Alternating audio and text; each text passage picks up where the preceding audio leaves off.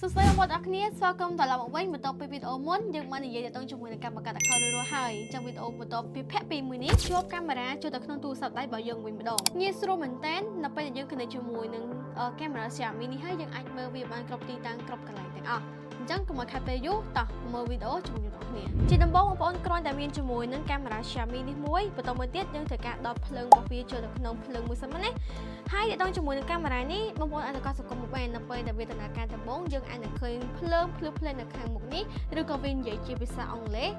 ខ្ញុំបងប្អូនយើងគ្រាន់តែលើជាមួយនឹងសំឡេងវាប៉ុណ្នេះយើងអាចធ្វើការ connect នៅក្នុង app បានទេអញ្ចឹង step ទី2បងប្អូនគ្រាន់តែយកជាមួយនឹងទូរស័ព្ទរបស់យើងដែលមានជាមួយនឹង account Xiaomi រួចរាល់ហ្នឹងគឺយើងអាចយកមក connect បានទីដំបូងបងប្អូនគ្រាន់តែចុចចូលក្នុង app Xiaomi Home មួយនេះហើយយើងចុចបើកជាមួយនឹង Bluetooth ហើយយើងត្រូវការប្រើប្រាស់ជាមួយនឹង Wi-Fi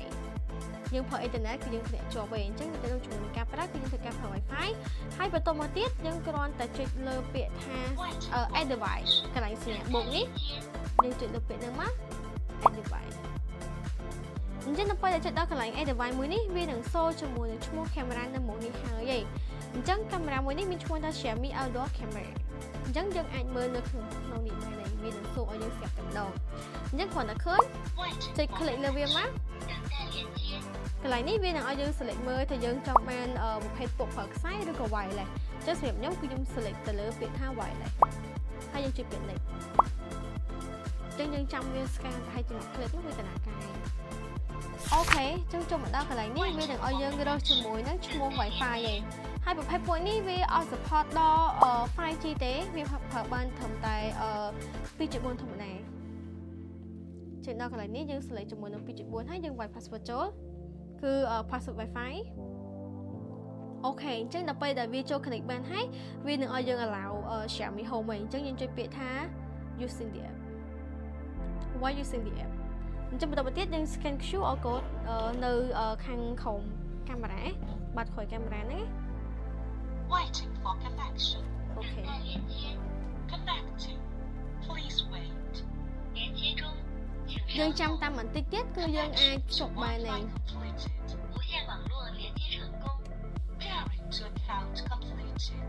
Device online អញ្ចឹងនៅពេលដែលវា success ហើយយើងគ្រាន់តែចុច set ទីតាំងរបស់វាអញ្ចឹងទៅជាមួយនឹងការ create a new room អញ្ចឹងកន្លែងនេះបងប្អូនអាចដាក់ living room ក៏បាន kitchen ក៏បានដែរតាមតម្រូវការយើងអញ្ចឹងខ្ញុំសូមដាក់ living room មួយសិនណា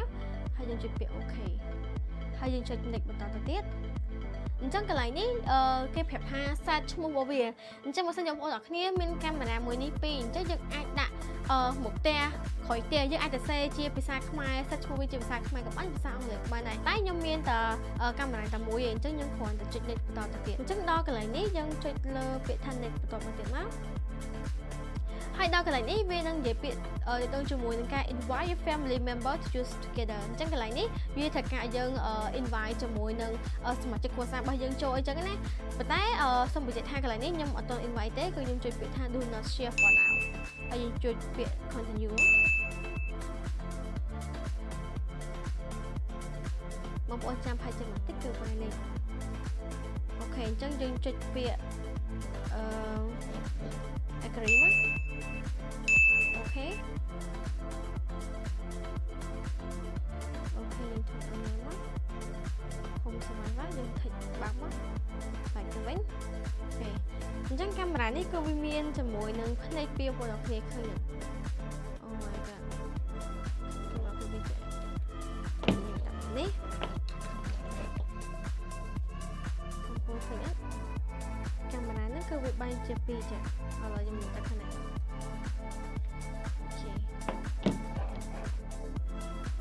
អញ្ចឹងនៅលើកាមេរ៉ាមួយនេះវាមានឈ្មោះថា reset អញ្ចឹងនៅក្នុង reset នេះគឺវានឹងមាន port សម្រាប់យើងដាក់ជាមួយនឹង memory card មួយហើយជាមួយនឹងការ reset អញ្ចឹងខ្ញុំសូមដាក់ជាមួយ memory card មួយសម្រាប់យើងធ្វើការមើលជាមួយនឹង playback ចឹងណាបងប្អូនគ្នាប៉ុន្តែបើសិនជាបងប្អូនខ្លះគាត់អត់ចង់ប្រើ memory ក៏បានដែរប៉ុន្តែសម្រាប់ខ្ញុំគឺខ្ញុំត្រូវការប្រើ memory card អូខេយើងដាក់ដូចនោះហើយយើងចុចបាច់មក Micro SD card is not enabled Please check in the Mi Home 小米 Home APP SD 卡暂未启用请在米家 APP 中查看អូខេអញ្ចឹងនៅពេលដែលយើងមាន playback ហើយយើងអាចសំទោសនៅពេលដែលយើងមាន memory ហើយគឺយើងអាច check ជាមួយនឹង playback បានហើយអញ្ចឹងដូចថាបងប្អូនចង់មើល video record ពីម្សិលមិញឬក៏ពីម្សិលមួយថ្ងៃអីចឹងគឺយើងអាច check នៅក្នុង playback នឹងបានអញ្ចឹងទៅដល់ជាមួយនឹង memory បើសិនជាបងប្អូនប្រើជាមួយនឹង 64G យើងអាចប្រើប្រាស់ក្នុងប្រហែលជាមួយសប្តាហ៍បើសិនជាបងប្អូនប្រើប្រាស់ជាមួយនឹង memory 121G យើងអាចប្រើក្នុងប្រហែលជា2សប្តាហ៍ទៅតាម memory ទំហំផ្សេងៗគ្នាអញ្ចឹងណាអញ្ចឹងទៅជាមួយនឹងការ connect របស់យើងគឺរួចរាល់ហើយអញ្ចឹងនៅពេលដែលយើងបង្កើតជាមួយនឹងការភ្ជាប់ជាមួយនឹងកាមេរ៉ារួចរាល់ហើយនៅក្នុង app ហ្នឹងវានឹងសូជាផ្ទាំងរូបភាពបែបនេះអញ្ចឹងនៅពេលដែលបងប្អូនទាំងគ្នាធ្វើការ control ឬធ្វើការឆែកជាមួយនឹងកាមេរ៉ាមួយនេះយើងអាចចុចទៅលើពាក្យថា open បានអញ្ចឹងមកដល់ពេល open នេះយើងអាច select មើលផ្សេងៗបាននៅក្នុងកាមេរ៉ានេះគឺមានកន្លែង perfect ជាច្រើនយើងអាច perfect តាមតម្រូវការបងប្អូនទាំងគ្នាបានអញ្ចឹងណាកាមេរ៉ាអីយើងចង់ដាក់លើមេក៏បានដែរឬរហូតបងប្អូនទាំងគ្នាឥឡូវនេះយើងអាចមើលរូបភាពច្បាស់ៗបានពីកាមេរ៉ាហើយមិនថាបងប្អូនទាំងគ្នានៅផ្ទះឬក៏នៅតាមបណ្ដាខេត្តទេគឺយើងអាចអូសបញ្ជាជាមួយនឹងកាមេរ៉ាមួយនេះបានគ្នា